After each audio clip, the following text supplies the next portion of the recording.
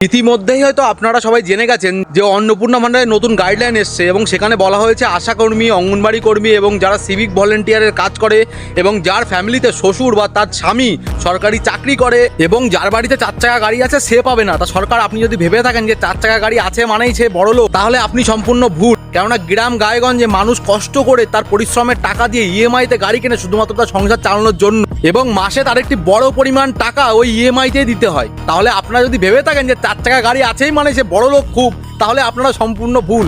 আপনাদের এই জিনিসটা যাচাই করা উচিত, সে গাড়িটা কিসের জন্য কিনেছে, সে পার্সোনাল ইউজের জন্য কিনেছে নাকি সে কমার্শিয়াল ইউজের জন্য কিনেছে। তাহলে আপনাদের এই জিনিসটা দেখা উচিত, এবং যে ট্যাক্স দেয় তার ফ্যামিলির লোকজন এই সুযোগ সুবিধা পাবে না। তাহলে এই জিনিসটা আপনারা তো ভোটের আগে বলতে পারতেন, তাহলে মহিলারা দেখতো যে কি করতে হবে কি না করতে হবে। আগে আপনারা বলেছেন যে যারা লক্ষ্মীর ভান্ডার পায় এবং যারা ভারতীয় তারা অন্নপূর্ণা ভান্ডারের সুযোগ সুবিধা পাবে। এইবার ভোটে মহিলারা 92% ভোট দিয়েছে এবং 40 থেকে 50টা অ্যাসেম্বলি এমন আছে যেখানে মহিলা ভোটার অনেক বেশি, সেখানে প্রত্যেকটা অ্যাসেম্বলিতে বিজেপি জিত, কিন্তু তারপরেও মহিলারা এই সুযোগ সুবিধা পাচ্ছে না। আমার মনে হয় যে আপনারা এই যোজনার যাচাই প্রক্রিয়া করতে গিয়ে পুরোপুরি ফেল হয়েছেন।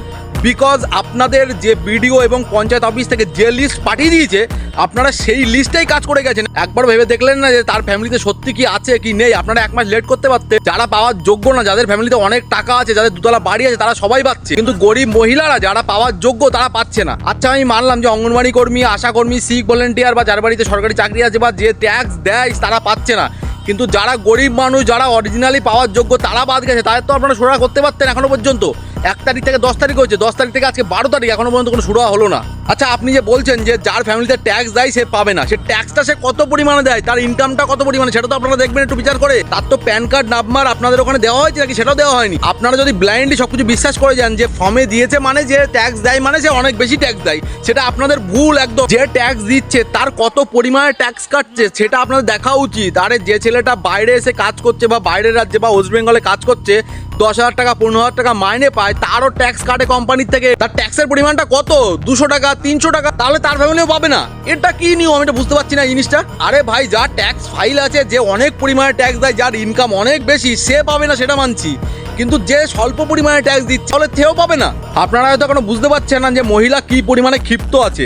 2026-এর ভোটে মহিলারা খেপে গেছিল বলে এক মহিলাকে উঠিয়ে দিয়েছে। যারা আপনাদের এনেছে, যে সনাতনীরা আপনাদের এনেছে, সেই সনাতনীদের মা বোনেদের, গরিব মা বোনেদের আপনারা এই যোজনা এখনো পর্যন্ত আপনারা পৌঁছাতে পারেননি, কিন্তু যারা আপনাদের আনেনি তাদের ঘরে ঘরে ঠিক পৌঁছে গেছে। তাদের কি কেউ দেখেছেন আপনারা যে আন্দোলন করতে যে আমরা টাকা পাইনি?